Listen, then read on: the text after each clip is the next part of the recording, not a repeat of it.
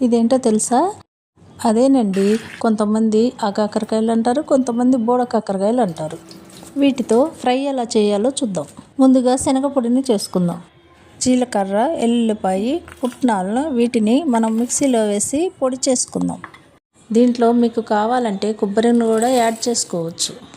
ఇలా మెత్తగా పొడిని చేసుకోవాలి. కాకరకాయల్ని, ఉల్లిపాయల్ని మరియు పచ్చిమిరపకాయల్ని సన్నగా కట్ చేసుకుని మనం వీటిని పక్కకి పెట్టుకుందాం.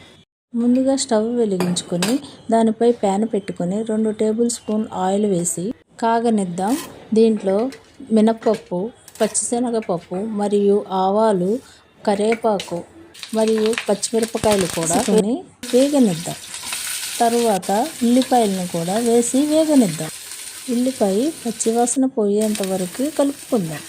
ముందుగా మనము కట్ చేసి పెట్టుకున్న కాకరకాయ ముక్కల్ని దీంట్లో వేసుకొని మంచిగా మగ్గిందాకా కలుపుకుందాం.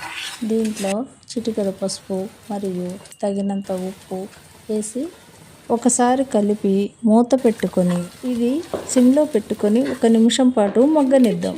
ఆ తర్వాత తగినంత కారం వేసుకొని బాగా కలుపుకుందాం.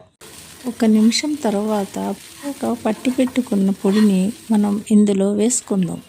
ఆ పొడిని మాడకుండా కలుపుకొని వేగనిద్దాం.